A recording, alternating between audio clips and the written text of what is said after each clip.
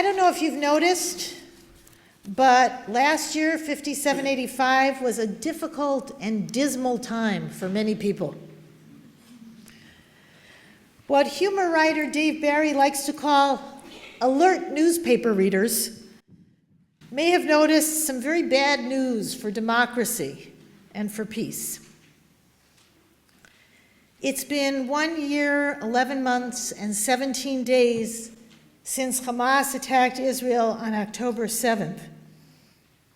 Israelis and Palestinians are further apart than ever and no closer to safety and security.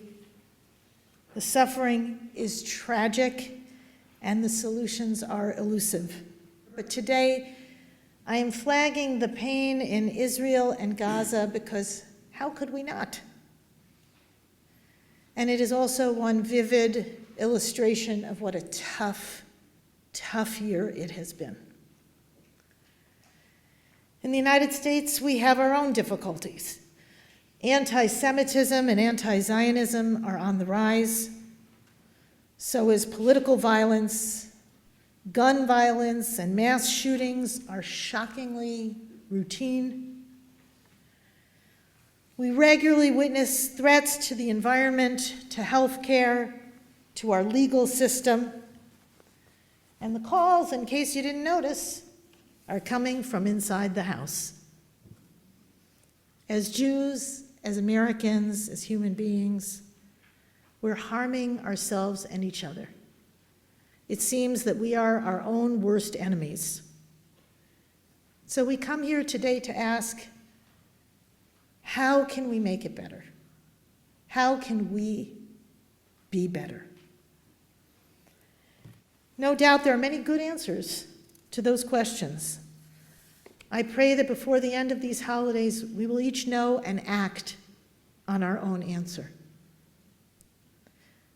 A foundation that will undergird every answer is courage.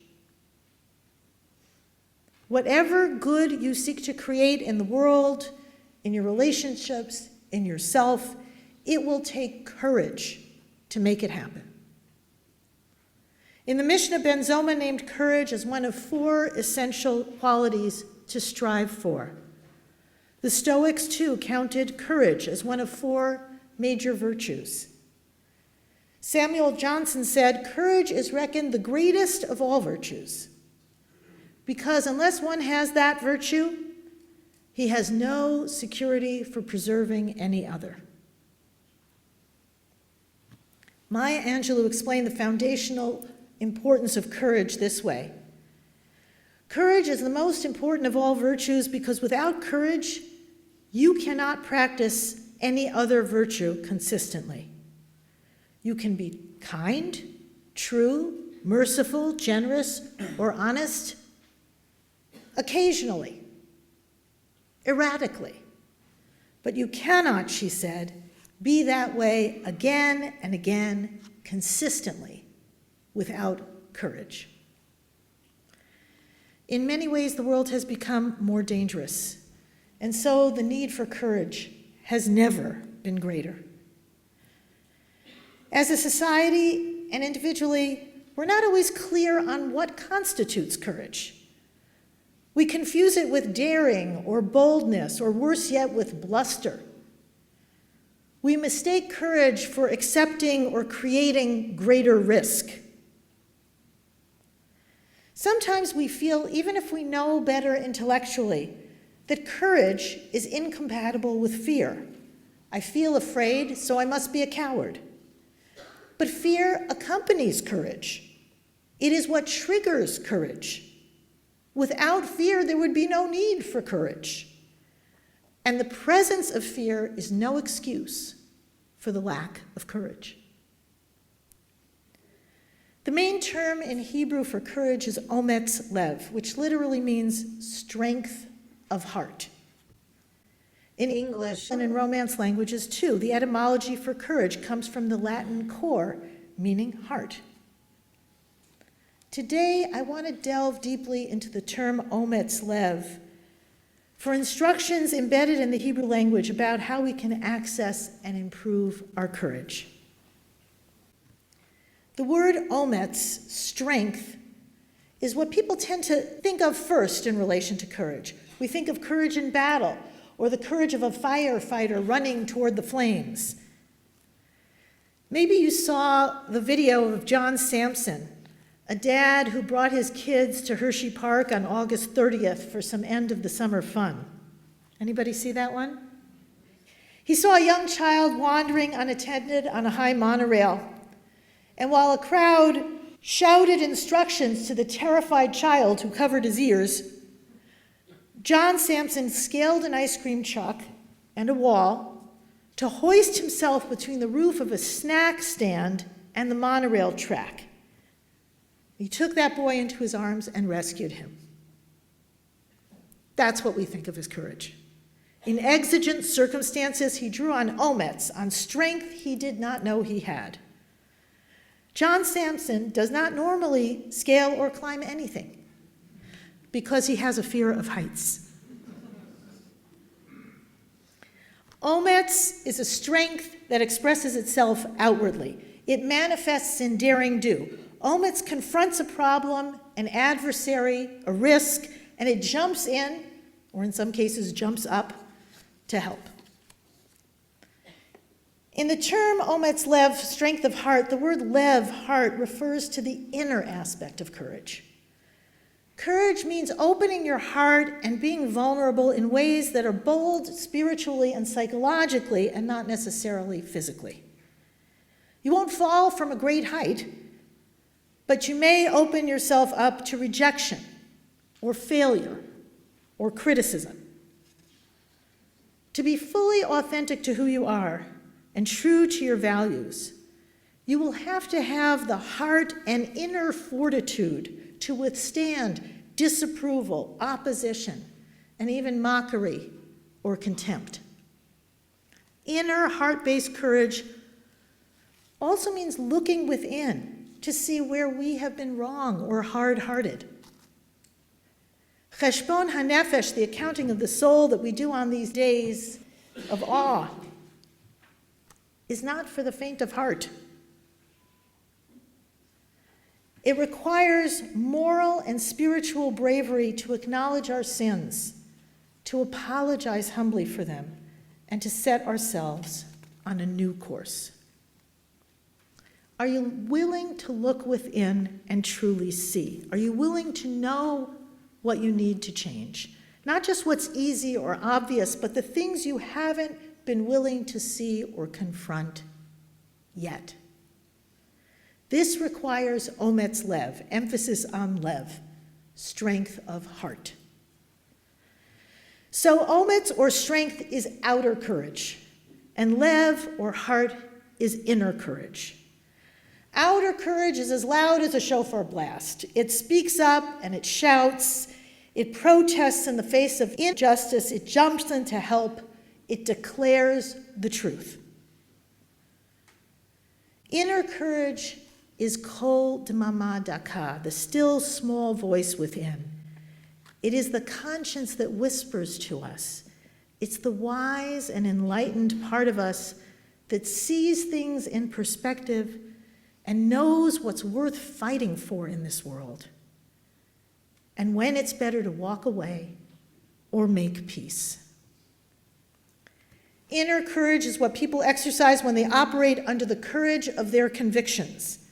It can be nothing short of heroic, especially these days, to uphold your values and your dignity in the face of outside pressure.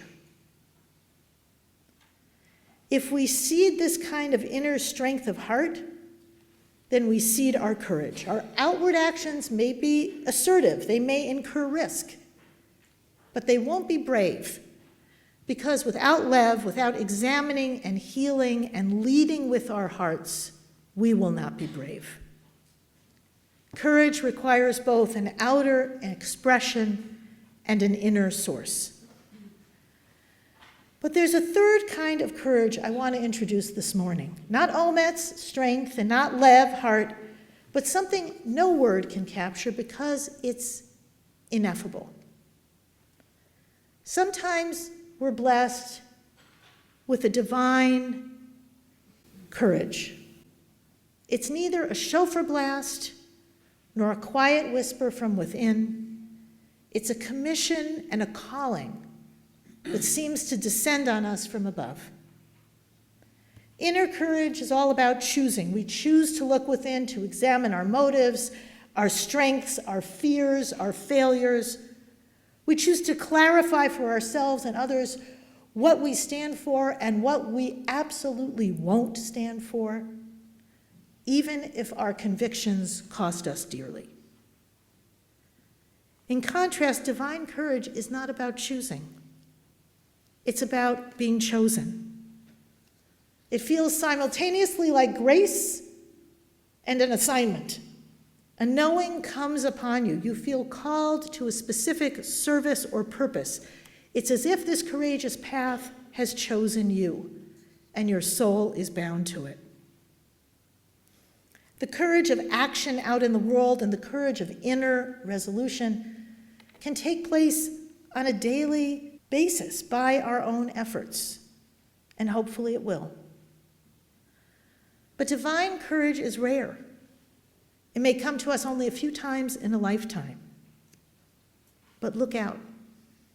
Be ready for it.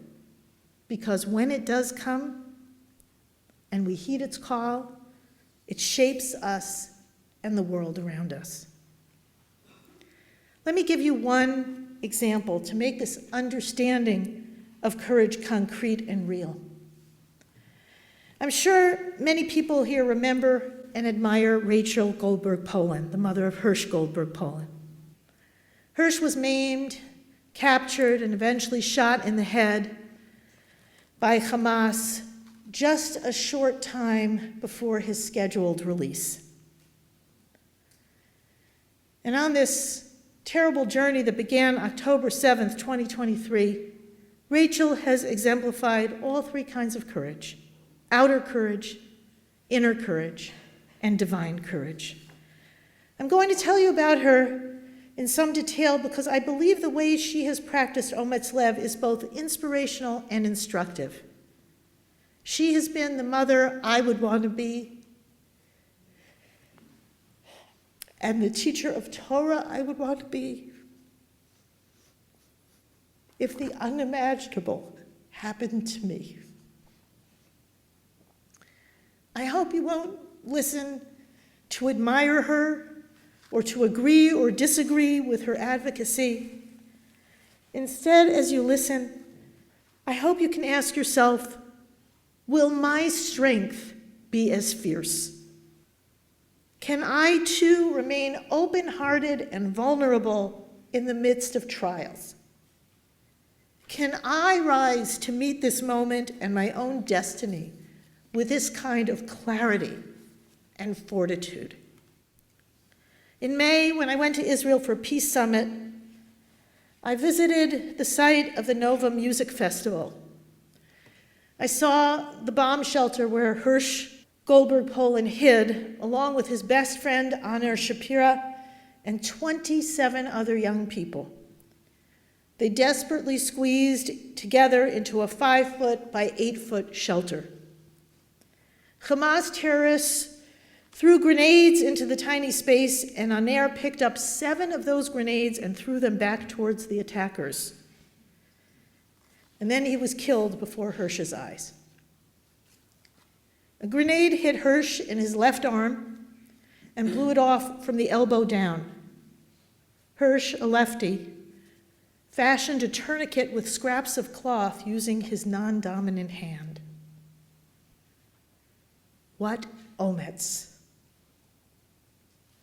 When Rachel Goldberg Polin speaks about her boy, she talks about him with a mother's love, not idealizing him as a hero or martyr, but just adoring him. He was goofy, she says. He was a free spirit. He had wanderlust and was scheduled to embark on a trip around the world just 2 months after he was abducted. Hirsch was gentle, respectful, kind, always good to friends. He also reached beyond his circle to extend kindness to all. He was part of an initiative that brought Israeli and Palestinian children together to play soccer and find common interest and friendship. As you know, if you've seen her in interviews, Rachel is soft-spoken and compassionate, but she was never particularly gentle or empathetic when she addressed her son after October 7th. She said the same thing over and over in every interview. Hirsch, if you can hear us, we love you. Stay strong.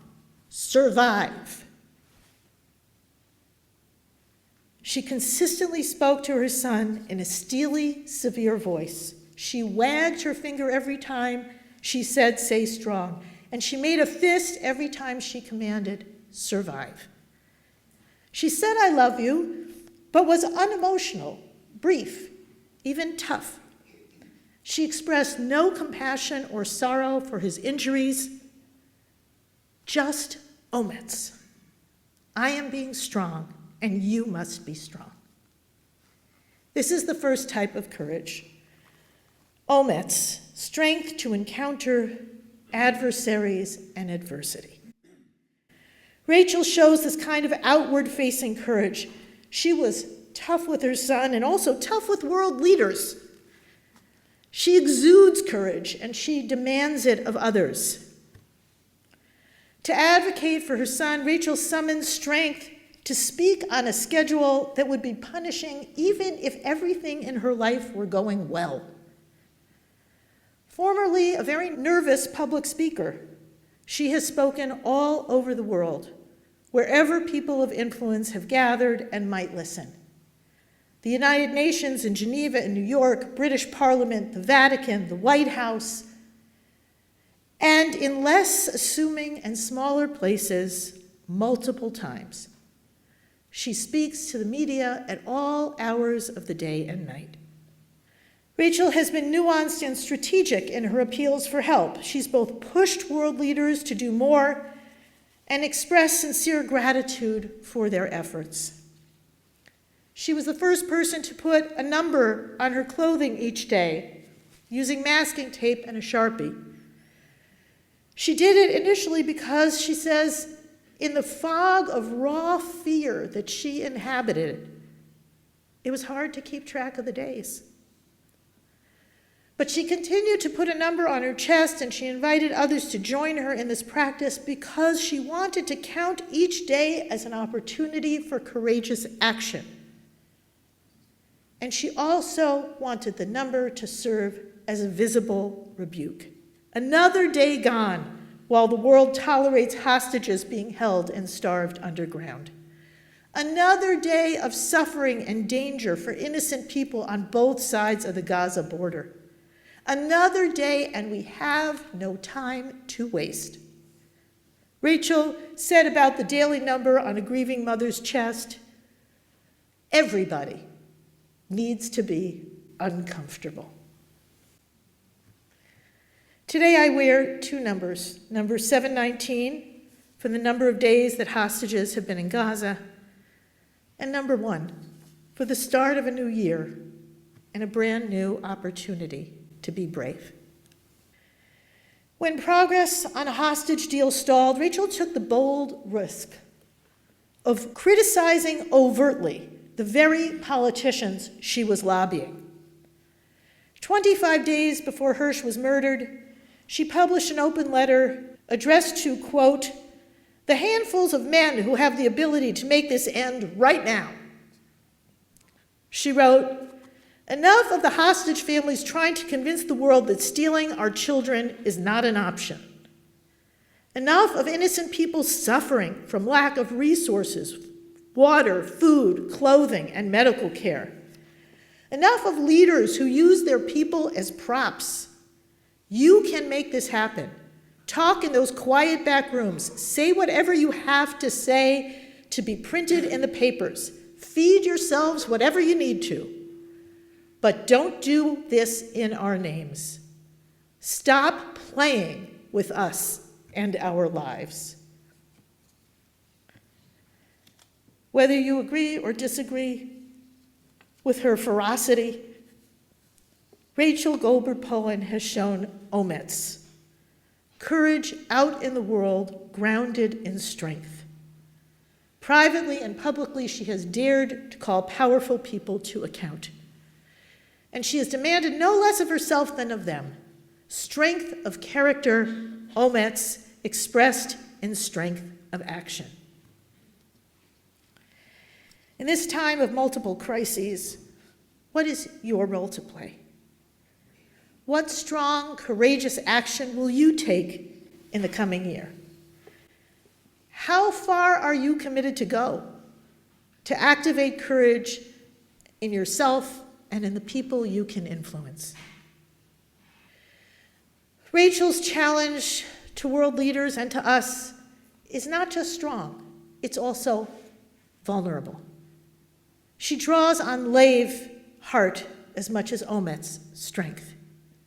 So much of her writing is a cry of the heart from a mother who senses that her child didn't have much time. Rachel has been brave enough to let the world see her heart, and that courageous openness has only made her more effective.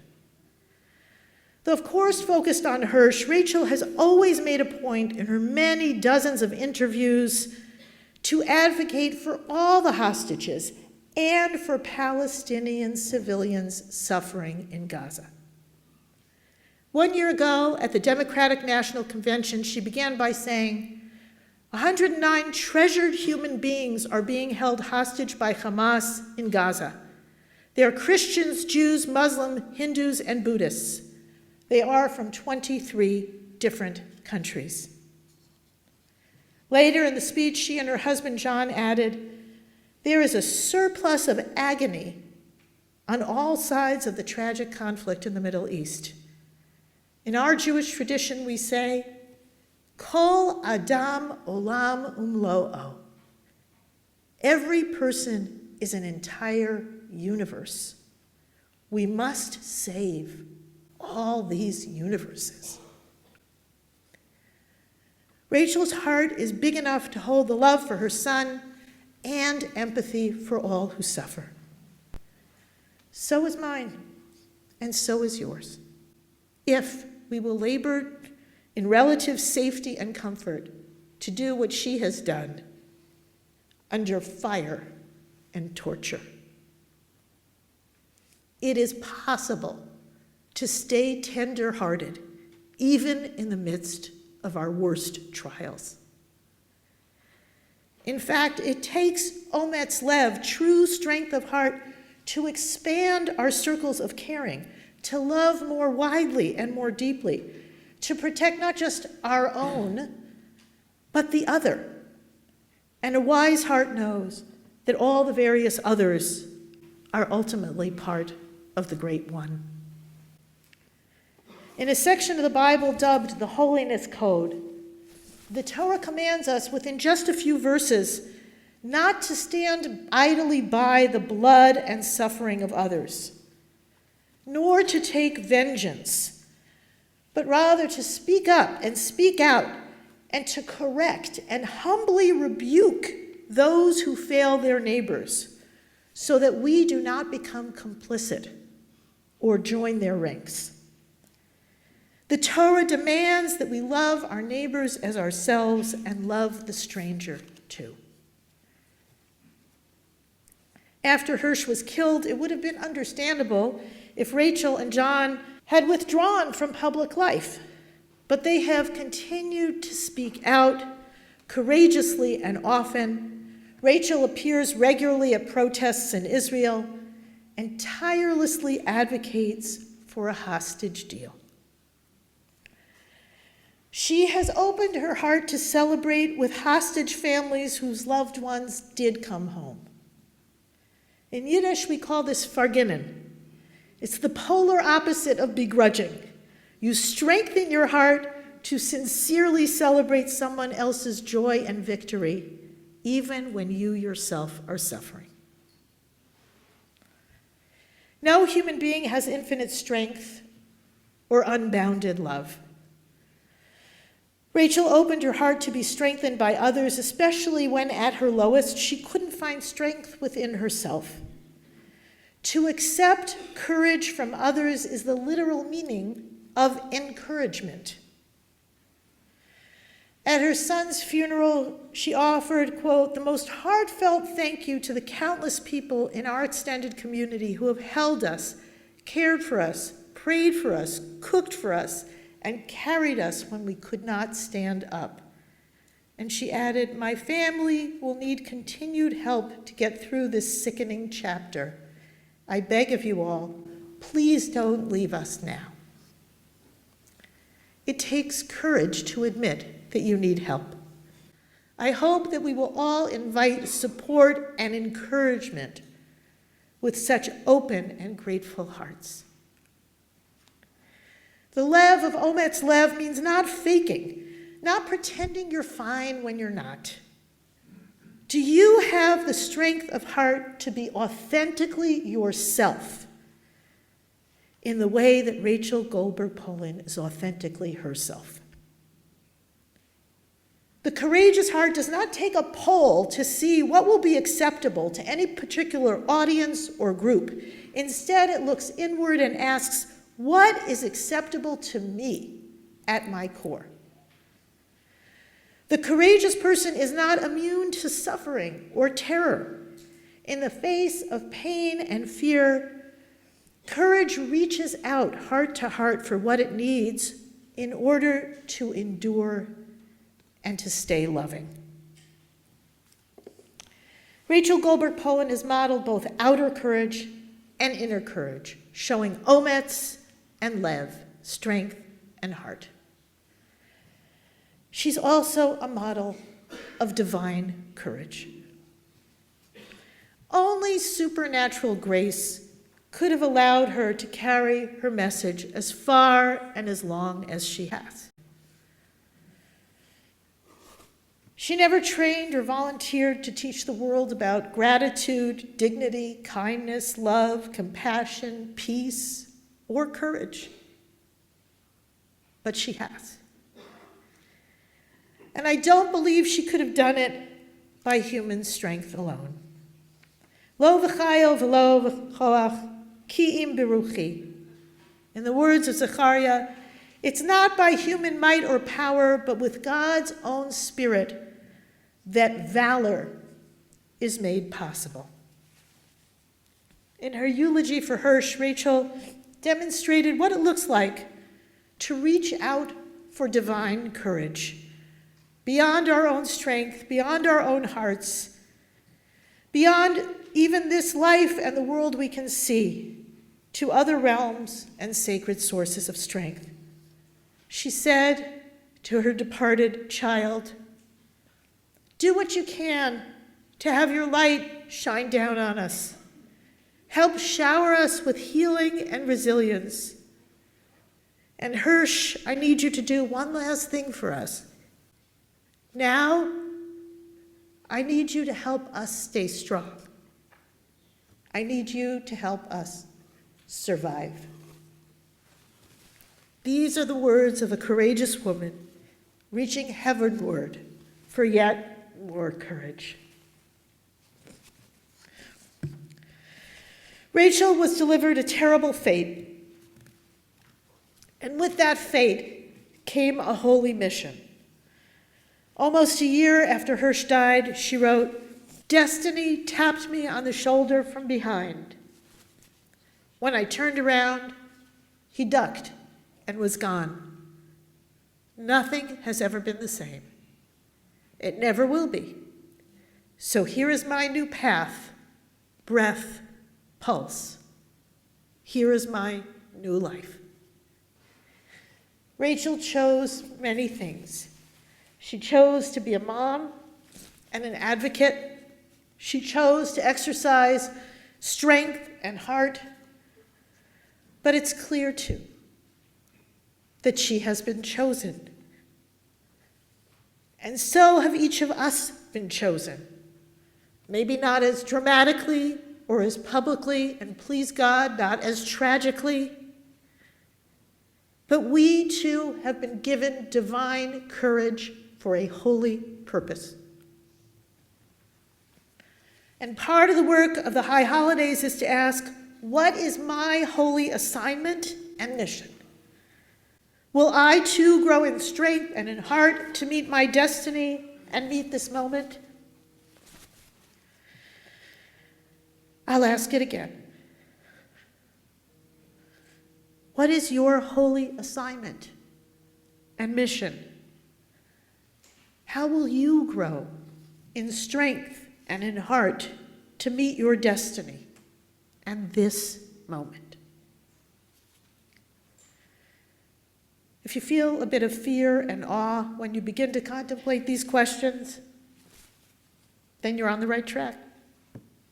I hope we'll stay with these questions throughout the days of awe. Will 5,786 be a good year? Will Israel and the Jewish community around the world be sealed in the book of life? The answer depends in large part on whether we will exercise courage. Courage expressed out in the world despite fear, adversity, and the heavy costs it may incur.